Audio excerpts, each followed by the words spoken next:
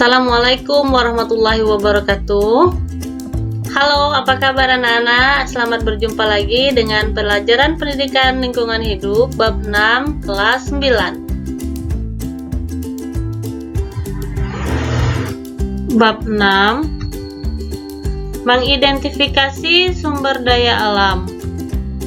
Tujuan pembelajaran: peserta didik mampu mengidentifikasi sumber daya alam dengan baik dan benar. Mengidentifikasi sumber daya alam meliputi 1. Pemanfaatan sumber daya alam, 2. Sumber daya alam hayati, 3. Sumber daya alam non-hayati, 4. Sumber daya alam berdasarkan jenisnya, 5. Sumber daya alam menurut nilai dan kegunaannya, 6. Pemanfaatan sumber daya alam, 7. Upaya pelestarian sumber daya alam.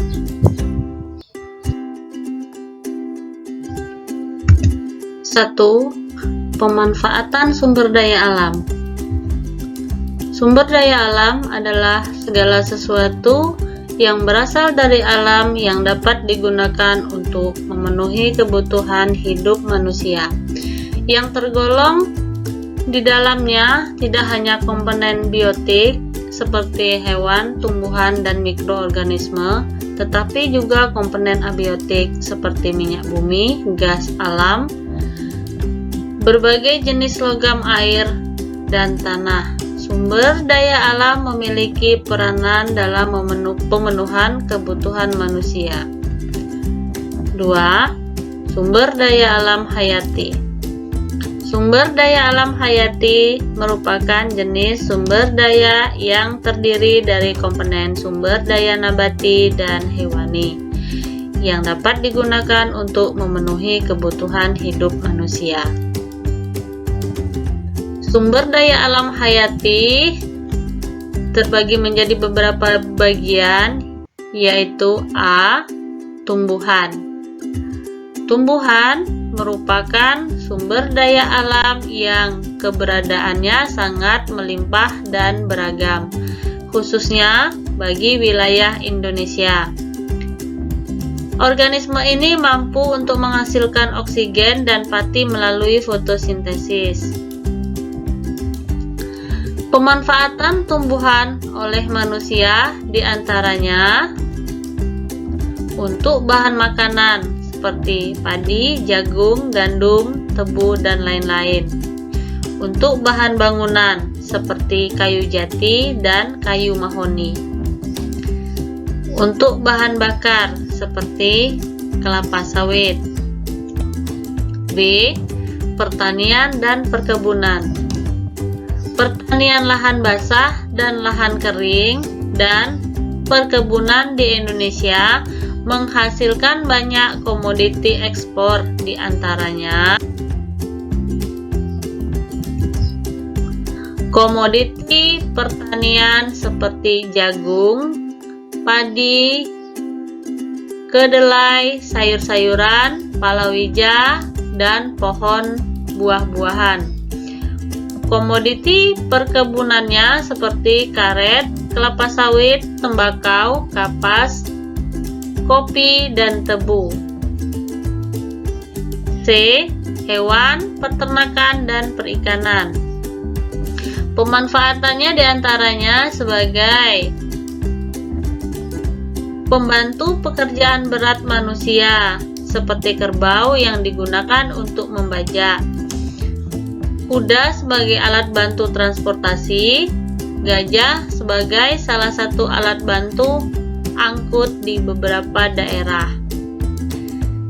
Sebagai sumber pangan seperti sapi, ayam, kambing, perikanan laut dan darat. Selain itu, diberlakukan pelestarian hewan untuk menjaga ekosistem darat dan ekosistem air. Maka dibentuklah tempat-tempat yang bisa membantu melestarikan keberadaan hewan-hewan dan mencegah dari. Oke, kita masuk bagian 3, yaitu sumber daya alam non-hayati. Sumber daya alam non-hayati merupakan semua benda mati di permukaan kerak bumi yang bermanfaat dan berpengaruh bagi kelangsungan hidup manusia dan juga makhluk hidup lainnya. Sumber daya alam non-hayati contohnya seperti A. Air. Manfaat air adalah air digunakan untuk keperluan domestik seperti untuk memasak, minum, dan mencuci. Sebagai bahan dasar industri makanan dan minuman. Penambangan, aset pariwisata dan rekreasi. Selain itu, air juga digunakan sebagai sumber listrik atau pembangkit listrik tenaga air. B. Angin. Beberapa fungsi angin adalah membantu penyerbukan tanaman, membantu uap air bergerak ke daratan dan menjadikan hujan. Sumber energi listrik. Energi yang dihasilkan oleh angin jauh lebih bersih dari residu yang dihasilkan oleh bahan bakar fosil pada umumnya. Negara yang sudah memanfaatkan angin sebagai sumber utama energi listrik adalah Belanda. C. Tanah. Tanah sangat diperlukan diantaranya untuk pembangunan rumah tinggal dan bangunan lain, tempat penyerap dan menyimpan air hujan, tempat tumbuhnya segala jenis tanaman. D. Hasil tambang.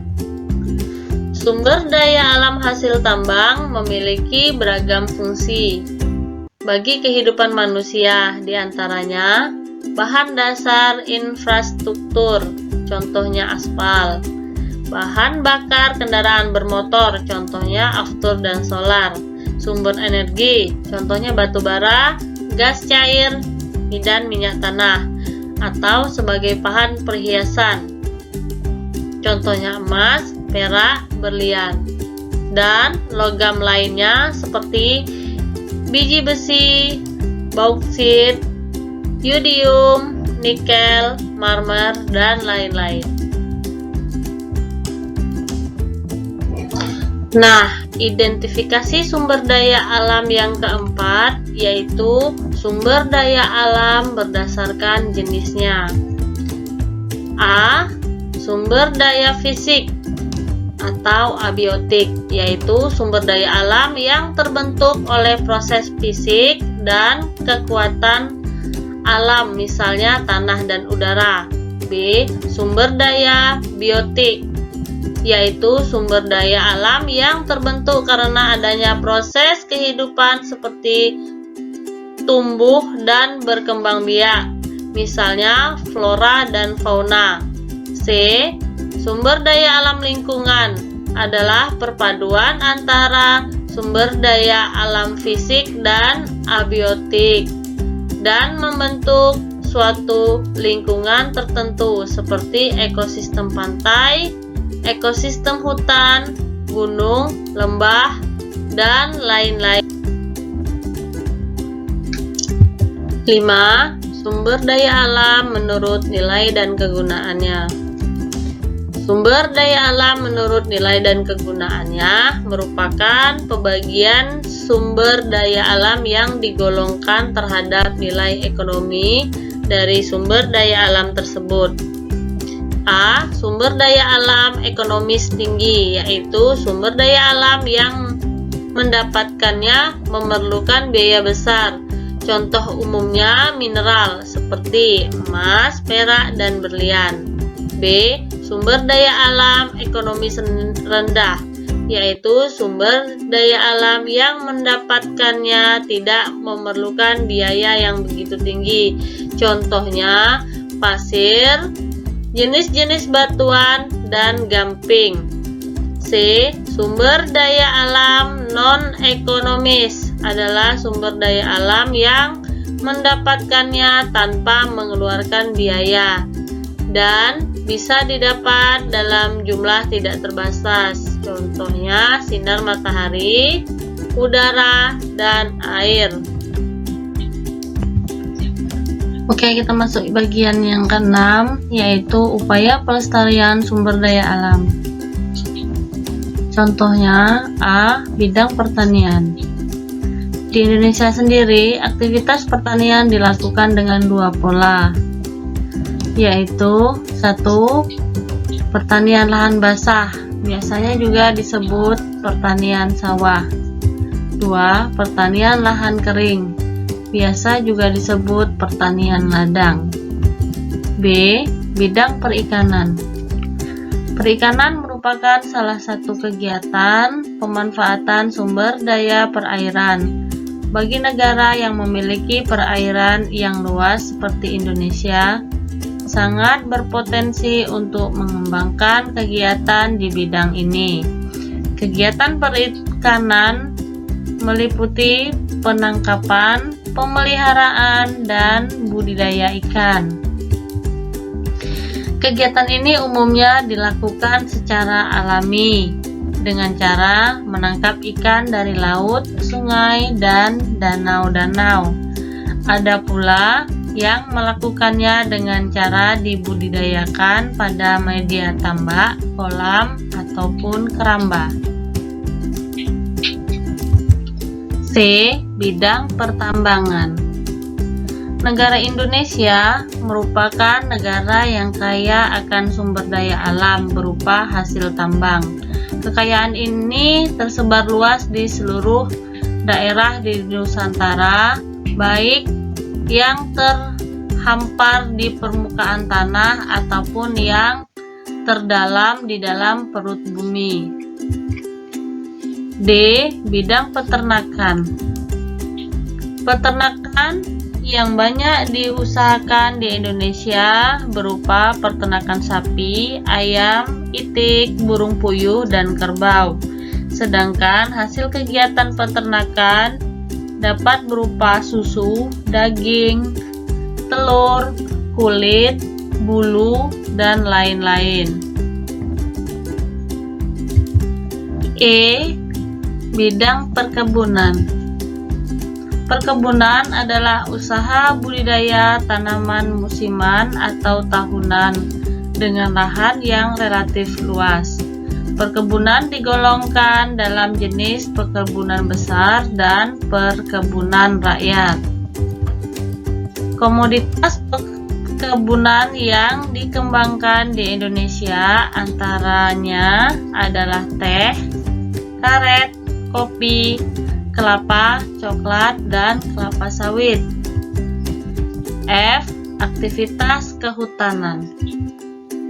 Pemanfaatan hutan yang tidak terkontrol sebenarnya memiliki dampak yang sangat buruk.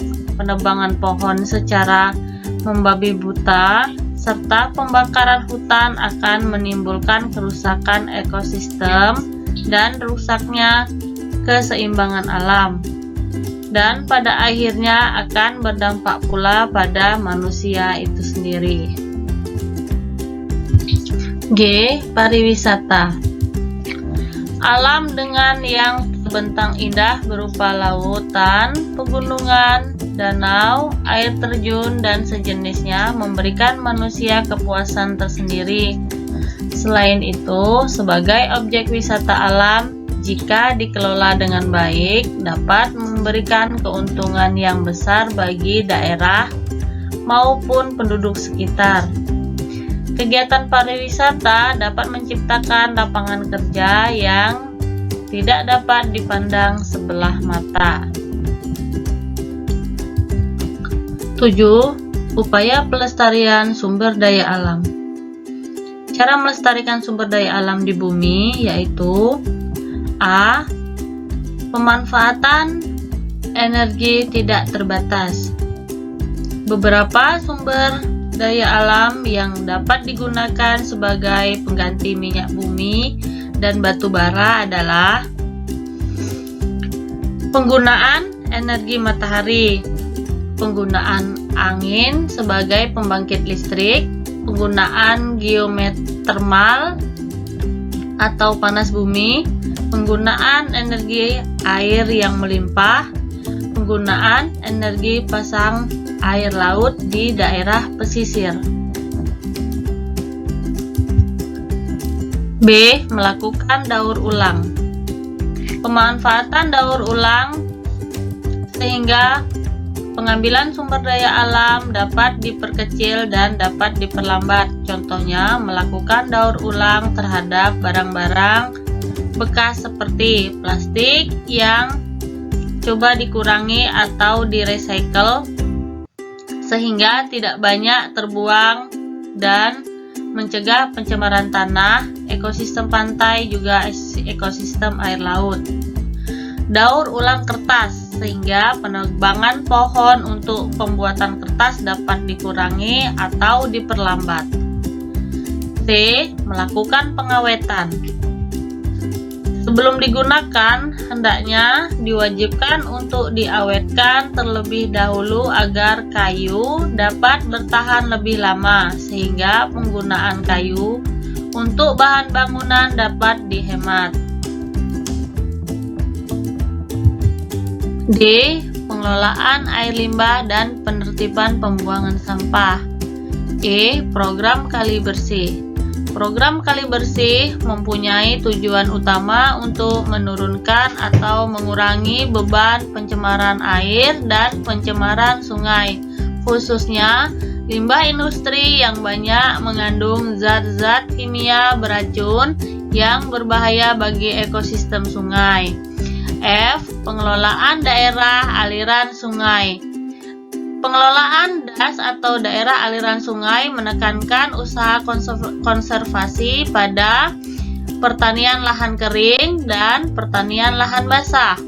Peningkatan pendapatan masyarakat melalui peningkatan lahan kering. Peningkatan di luar sektor pertanian. Perlindungan daerah non-budidaya, pengembangan jenis-jenis irigasi, pengendalian cara menghindari banjir. D. Pengelolaan daerah pesisir, usaha pengelolaan lautan dan daerah pesisir hendaknya memperhatikan kebijakan sebagai berikut. Pengelolaan dan pemeliharaan lingkungan laut serta pengaturan antara sektor perlu dikembangkan secara koordinatif. Sumber daya alam yang dapat diperbarui hendaknya digunakan secara hati-hati dengan tetap memperhatikan kepentingan generasi mendatang. Sumber daya alam yang tidak dapat diperbarui hendaknya digunakan secara rasional. Kawasan hutan lindung, hutan penyangga, dan sumber budidaya alam harus dijaga dan dikendalikan keberadaannya. H. Konservasi ex situ. Contoh dari konservasi ex situ yaitu kebun raya yang menjadi pusat pengetahuan botani, kawasan konservasi, kawasan pendidikan dan penelitian. Arboretum yang juga semacam kebun botani yang mengoleksi pepohonan. Kebun binatang yang menjadi konservasi bagi fauna yang dilindungi ataupun terancam punah.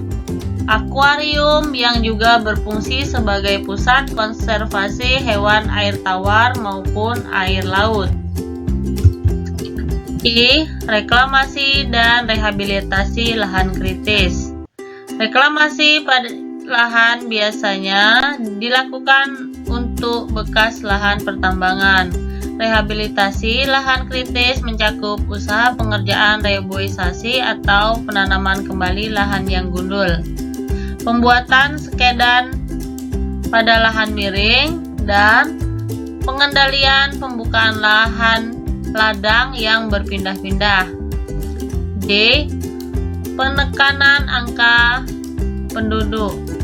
Ledakan penduduk yang tidak diimbangi banyak menimbulkan masalah, di antaranya meningkatnya pengangguran, lambatnya laju ekonomi, penurunannya kualitas penduduk, meningkatnya kebutuhan fasilitas kesehatan, sekolah, perumahan, dan lainnya. Meningkatnya krisis lingkungan, menyempitnya area pertanian, dan pendapatan rata-rata penduduk relatif rendah, meningkatnya angka kriminalitas.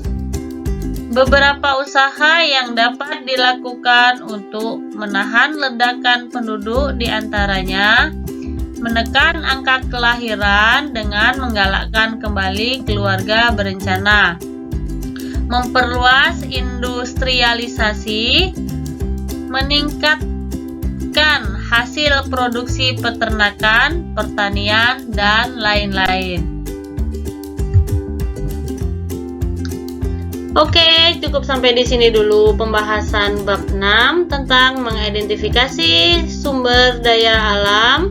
Semoga bermanfaat. Mohon maaf bila ada salah kata. Terima kasih. Sampai jumpa kembali. Assalamualaikum warahmatullahi wabarakatuh.